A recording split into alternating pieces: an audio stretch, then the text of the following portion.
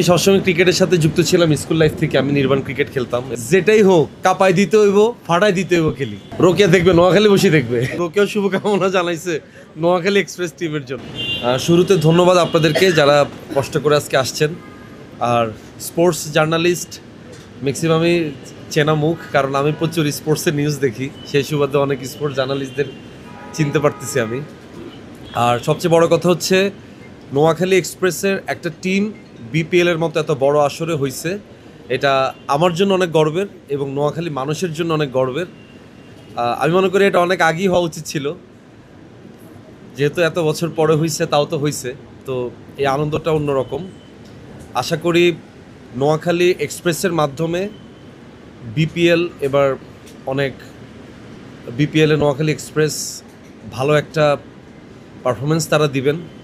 এবং আমি সবসময় চাবো যে নোয়াখালী এক্সপ্রেসের সাথে যারা জড়িত আছেন, এই টিমের সাথে কর্তা ব্যক্তিরা যারা আছেন, তাদের মাধ্যমে বলতে চাই যে যেহেতু আমি নোয়াখালীর ছেলে, সো আমি চাবো যে নোয়াখালীর ক্রিকেট অবকাঠামোর জন্য তারা যাতে কাজ করেন।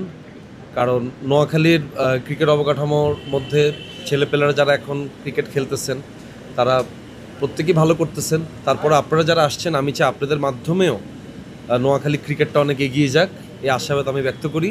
এবং আমি যেহেতু টিমের ব্র্যান্ড অ্যাম্বাসেডর হিসেবে যুক্ত হয়েছি, সো আমি চাবো আমার মাধ্যমেও টিম এবং নোয়াখালীর মানুষ একটা পজিটিভ ভাইব পাবে। Thank you.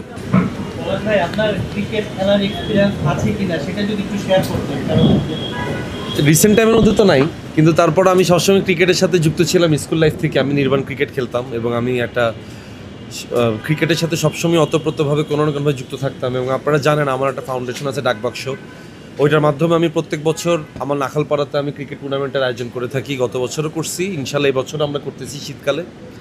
সো ক্রিকেট আমার একটা আবেগের জায়গা, ক্রিকেট আমার একটা ভালোবাসার জায়গা। আরেকটা ছোট্ট কোশ্চেন করতে চাই, আসলে বিপিএলে 12 পারা এসেছেন, শাকিব খান এসেছেন, একটা হাইপ তৈরি হয়েছে, কিন্তু এর মাঝেও আমরা দেখি কিছু বিতর্ক, ফিক্সিং ইস্যু, ভেন্যু নিয়ে সমস্যা। এই বিষয়গুলো আপনারা যখন ছবিজ অঙ্গনে থাকেন তারকাদের মাঝে, যখন এই ফিক্সর দেখেন, ক্রিকেটটাকে ফলো করেন, কী ধরনের কথা হয়? ফিক্সিং ইস্যু দেখেন, এগুলো আসলে ধরেন ক্রিকেটের সাথে যারা যুক্ত আছেন, বাংলাদেশ ক্রিকেট বোর্ড বিসিবির যারা আছেন, তারাই ব্যাপারগুলোকে মানে দেখবেন, তারা এগুলোকে তদন্ত করবেন। বাট আমাদের দিক থেকে আমরা চাবো যে এগুলো না হওয়াটাই বেটার। শুধুমাত্র ক্রিকেট অঙ্গনে না, যে কোনো অঙ্গনেই আসলে ফিক্সিং বলেন, দুর্নীতি বলেন, এগুলা কোনো অঙ্গনেই আসলে কাম্য নয়। সো আমাদের জায়গা থেকেও আমরা চাবো এটা যাতে না হয়। Thank you.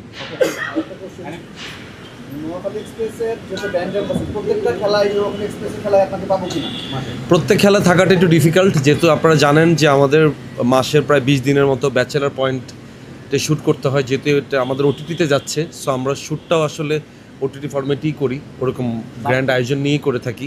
সো প্রত্যেক খেলা থাকাটা একটু ডিফিকাল্ট। তারপর আমি চেষ্টা করব যে গুরুত্বপূর্ণ খেলাগুলোতে থাকার জন্য। ওকে, পরে আপনি একটা কোশ্চেন করুন।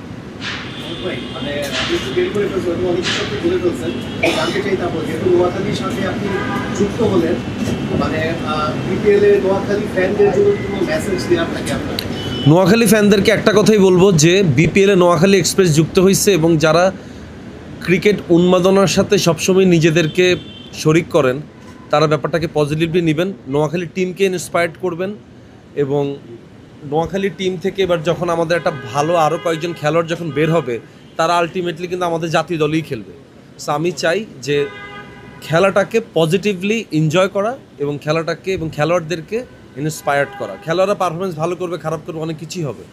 সো আমি চাই সেক্ষেত্রে আপনারা গঠনমূলক সমালোচনা করেন, যাতে করে ওরাও যাতে বুঝতে পারে তাদের পারফরমেন্সে কোন জায়গায় ঘাটতি আছে, পরবর্তীতে সেটা তারা ওইটা নিয়ে তারা কাজ করবে। আর স্টাইলে মেসেজ হচ্ছে যেটাই হোক কাপাই দিতে হইব, ফাটাই দিতে হইব খেলি। Thank you. হ্যাঁ হ্যাঁ,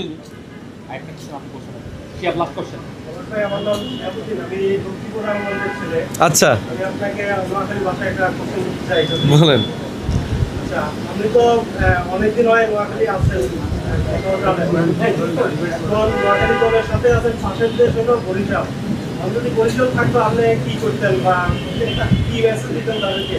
বরিশালের জন্য একই মেসেজই দিতাম যে ভালো খেলেন, ভালো পারফরমেন্স করেন, জিতি, তারপর ভালো খেলি, তারপরে জিতেন। সবার জন্য একটাই মেসেজ।